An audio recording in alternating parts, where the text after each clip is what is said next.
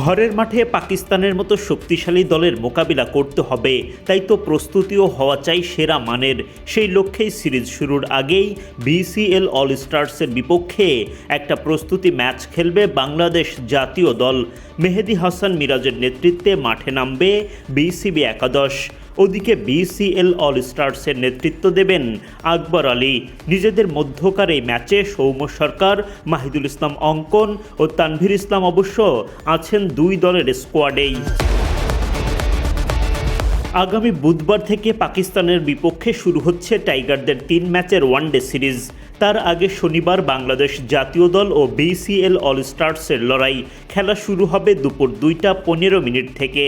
বিসিবির ঘোষিত BCL all stars স্কোয়াডে আছেন অধিনায়ক আকবর আলী, মোহাম্মদ নাইম শেখ, সৌম্য সরকার, মাহফিজুল ইসলাম রবিন, পারভেজ ইমন, মাহিদুল ইসলাম অঙ্কন, মুসাদ্দেক হোসেন সৈকত, তানভীর ইসলাম, রিপন মণ্ডল, সৈয়দ খালেদ আহমেদ, আব্দুল গাফফার সাকলাইন, রবিউল হক, রাকিবুল হাসান, জিশান আলম ও নাইম হাসান।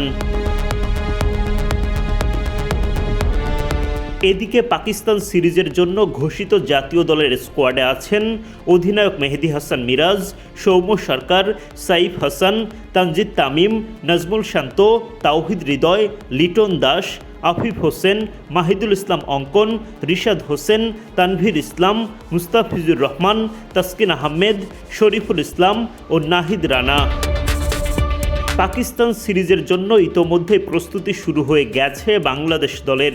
7 মার্চ অল স্টার্সের বিপক্ষে ম্যাচের পর 8 তারিখে বিশ্রাম, 9 ও 10 তারিখে অনুশীলনের পর 11 মার্চ থেকে শুরু হবে মাঠের লড়াই। ওই দিন সিরিজের প্রথম ওয়ানডে।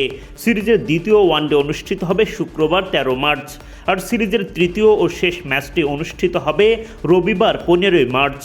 এই সিরিজের 3টি ম্যাচই মিরপুরের শের-ই-বাংলা জাতীয় ক্রিকেট স্টেডিয়ামে অনুষ্ঠিত হবে।